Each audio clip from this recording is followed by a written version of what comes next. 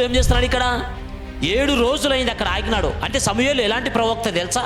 దేవుడు చెప్పుతేనే పోవాలా, తనంతట తన సొంత నిర్ణయాలు తీసుకోడు సమూయేలు. దేవుడు వెళ్ళమంటే వెళ్తాడు. చాలా మంది ఏం తెలుసా ఈ రోజులలో సొంత నిర్ణయాలు. మనం చూసుకున్న కీర్తన గ్రంథం 81లో, ఇజ్రాయేలు నా మాట విని ఎడల వేగరమే లేచి నేను వారి శత్రువులను అనగొదొక్కెదను, తరమయుద్ధను వెళ్ళగొట్టేదనని చెప్తాడు. వాళ్ళు నా మాట వినకపోవడం కారణం మీద వాళ్ళ సొంత ఆలోచన, సొంత తలంపు వాళ్ళు ఏం చేసిందంట? వాళ్ళ హృదయాన్ని కఠినముగా చేసిందంట. హల్లెలూయా. హృదయం కఠినముగా, ఎప్పుడైతే ఒక వ్యక్తికి హృదయం కఠినమవుతే ఏం జరుగుతుందో తెలుసా? ఎవ్వరి మాట వినరు. తల్లిదండ్రుల మాట వినవు, భార్య భర్త మాట వినడు, భర్త భార్య మాట వినరు, ఎవరి మాట వినరు, దేవుని మాట కూడా వాళ్ళు వినరు.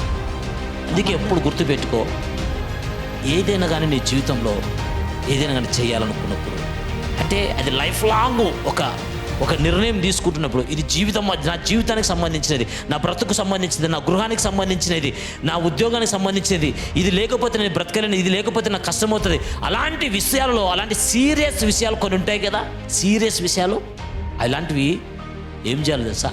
దేవుని దగ్గర నుంచి జవాబు వచ్చేంత వరకు యు వెయిట్. నువ్వు దేవుని దగ్గర నుంచి జవాబు వచ్చేంత వరకు నువ్వు ఆగడము మంచి ఉత్తమమైన నిర్ణయం.